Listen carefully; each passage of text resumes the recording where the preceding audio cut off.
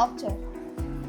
મારો તો ફ્યુચરમાં યુએસ જવાનો વિચાર છે, પણ ઇંગ્લિશ ના આવડવાથી ઇન્ટરવ્યૂની કલ્પના કરીને જ મને ડર લાગવા લાગે છે. તોય તું મહેસાણાથી અમેરિકા જવાના સફરની વાત કરી રહ્યો છે. But don't worry, that's scope? હા, ગુજરાત સરકારની યોજના, જેમાં કેમ્બ્રિજના ટ્રેન્ડ દ્વારા તને ઇંગ્લિશ શીખવવામાં આવશે.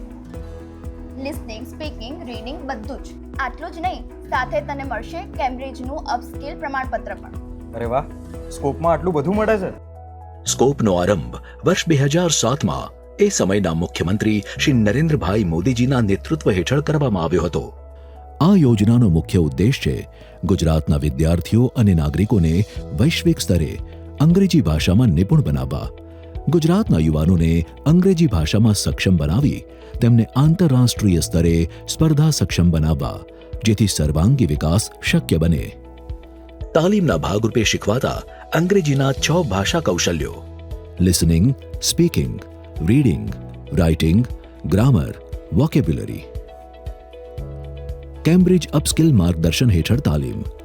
કોર્સ શરૂ કરતા પહેલા CEFR લેવલ પ્રમાણે કેમ્બ્રિજ અપસ્કિલ પરીક્ષા, 80 કલાકની ટ્રેનિંગ, દૈનિક 2 કલાક. તાલીમ બાદ ફરી અપસ્કિલ પરીક્ષા. સફળતા બાદ કેમ્બ્રિજનું પ્રમાણપત્ર. ફી માળખું ₹1,935 વિદ્યાર્થીઓ માટે, ₹6,450 સામાન્ય નાગરિકો માટે. લાભાર્થી કોણ બની શકે? તમામ શાળાઓ, કોલેજો, યુનિવર્સિટીના વિદ્યાર્થીઓ. Arts, commerce, science, engineering, pharmacy, medical, management, ITI, PG. તમામ ગુજરાતના નાગરિકો. નોકરી શોધતા યુવાનો, IELTS, TOEFL માટે તૈયારી કરનારા વિદ્યાર્થીઓ, ગૃહિણીઓ, ઓફિસ કર્મચારીઓ, પ્રોફેશનલ્સ. પ્રમાણપત્ર માન્યતા. અપસ્કિલ કેમ્બ્રિજનું પ્રમાણપત્ર મળશે તથા જેના B1 લેવલ IELTS ના 4 થી 5 બેન્ડ સમકક્ષ છે. રાષ્ટ્રીય અને આંતરરાષ્ટ્રીય જોબ માટે ઉપયોગી. વાહ, આ યોજના IELTS અને TOEFL માટે પણ ઉપયોગી બનશે. આટલું જ નહીં, ભવિષ્યમાં વિદેશ જવા ઈચ્છતા વિદ્યાર્થીઓ માટે તો આ યોજના આશીર્વાદ સમાન છે. ખૂબ જ સરસ. આજના યુગમાં ઇંગ્લિશમાં કોન્ફિડન્ટ હોવું બહુ જ જરૂરી છે. સાચી વાત.